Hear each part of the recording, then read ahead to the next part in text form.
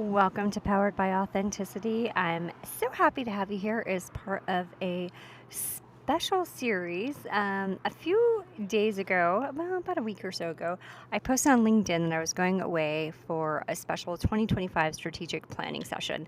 Never done anything like this before in my life. Took off just myself.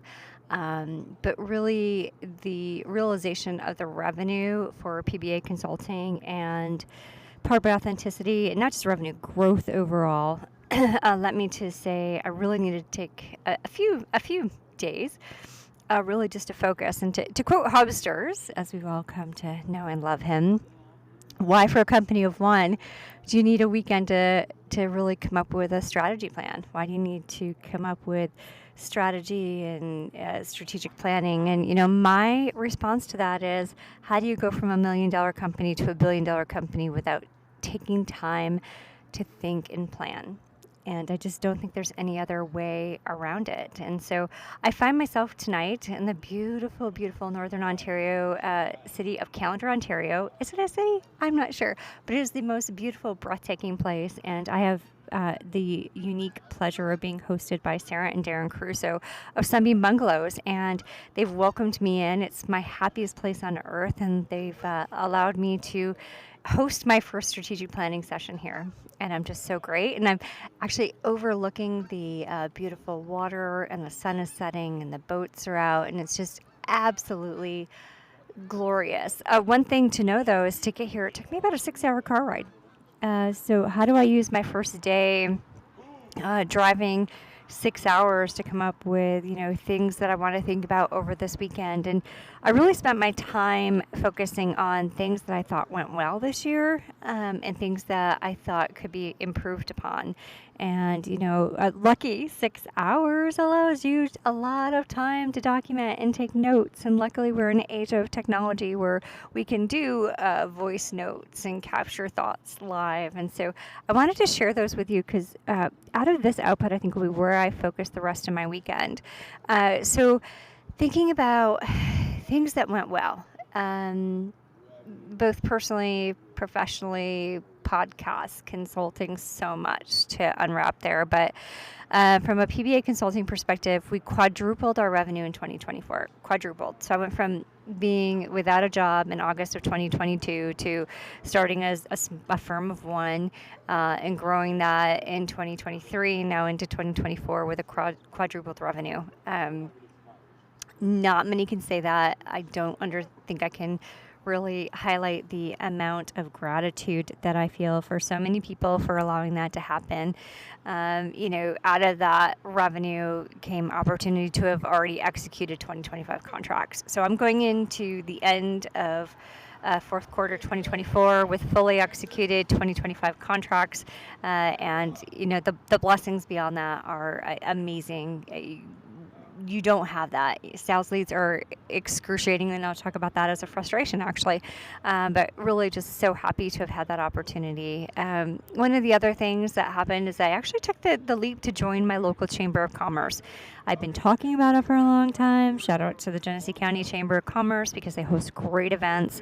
But just really feel fortunate that I did take that leap. Another thing that happened is I was featured in not only many upcoming publications and podcasts, so many podcasts. I'm so grateful for Summer and Dr. Hoda and Badass Females of Tech and so many. But to be able to go to Ticker News and actually have a conversation about AI in healthcare is just so amazing. You don't get that opportunity to get onto a mainstream publication. And that was a highlighting moment. It happened early in 2024. I was very lucky. It was football season. And I remember I did the interview on a Monday night as I was trying to gear up for the Bills Monday night game. And it was just a lot in one. But holy cow, what a great experience. So let's talk about the podcast.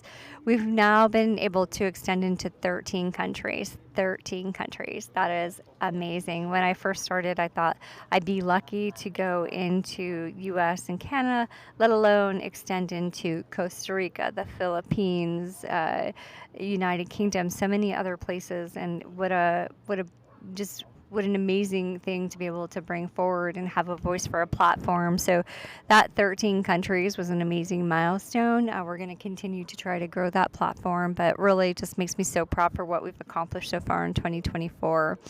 Also, I hosted my first WIT Buffalo event in Batavia. So why that was important to me is that between Buffalo and Rochester, New York, is Batavia, New York. It's a center, it's a hub of two major cities where if we have more women coming in and meeting us in the middle, we'll be able to continue to expand the networking and the growth opportunities that women feel when they come to a community event like WIT Network. It's just a beautiful thing. We were able to gain 2 new community members out of that event, and that's something. So 2 new members out of a small event, our first event. Shout out to all of you who came, for everybody who helped to support us, to Romans and Batavia for donating the space. It was absolutely amazing, and it was a great milestone for me in 2024 to be able to use some of the revenue that the consulting arm helps to support the podcasting arm. Personally, so far in 2024, I'd say the highlight was being able to understand that I needed to seek coaching to understand ways to pivot more into public speaking. So I will say there's been some challenges there. Most of that's on my side, but to understand what it takes, there were things that I didn't know you should do that you should, such as speaking reels and media kits and so many things that I had no idea. This girl from Alexandria, New York, creating a media kit, what? Was not thinking that was going to happen. So from a 2024 so far perspective, and we still have 3.5 months, those are some of my highlights, but now is the time to think about 2025. And so great things have happened, but what didn't happen? What hasn't gone so well? I'll say that for me, it's too much in the weeds. It's hard to look at strategic growth and how to pivot my company, spending a lot of time in the weeds. So I do need to think about that.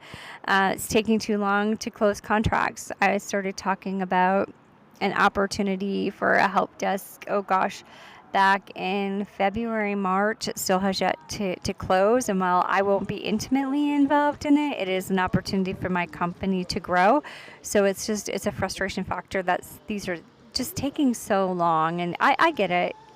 Budgets are tight. It's hard to know when to pull the trigger. But that time to close is excruciating, you guys. From Powered by Authenticity, you know what? I'm not even going to mince words here. We're not consistent enough in our episode pushes. For me, it should be once a week, once a month. I'm not sure, but it needs to be consistent in order to grow.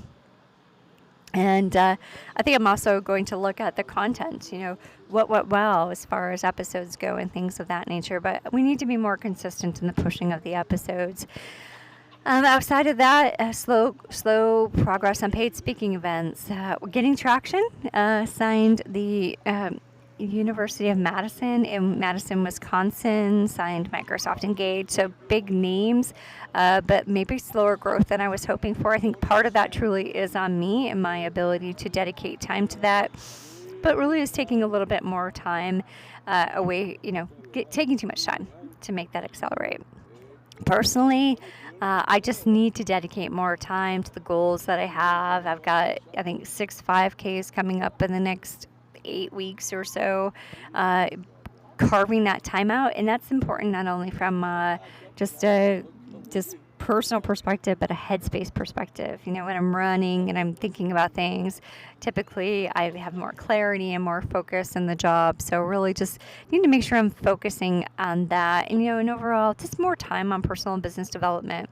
I don't spend enough time in doing that. I get too pulled into the everyday, into what's going on. So making sure that that's a higher priority. All right, so that was day 1. That was a 6-hour car drive. That was a little quesadilla at the local pub, saying hi to some friends that I have here. So what's next? I think tomorrow is part of it, and looking at how do I capitalize and grow on those things that went well. Where do we continue to focus our time? With that, though, where do I move away from things that didn't go well? Where do we pull aside things that are taking too long? Where do we look at the direction of the market, the direction of where the industry's going, and making sure that we're kind of focused on those things and figuring out where I shift away from and no longer spend that time. So lots of mind things going as I was on that wonderful car ride. It was actually beautiful. I spent some time working. I did get on a couple of calls. Thanks to Hubsters for lending me his car so that I could get up here. And again, thanks to Sunbeam Bungalows and their beautiful, beautiful resort in hosting me. I appreciate it. And we'll be back tomorrow with day 2 of kind of how I'm taking what I thought of today, what went well, what didn't go so well, and how to move that and pivot into 2025. So for now, I want to say thank you to all of my listeners. I couldn't be here without you in 13 countries. It's amazing. We continue to grow and we continue to just excel. And I just really, really appreciate that support. So I hope you all have a great rest of your Friday the 13th. We'll see you later.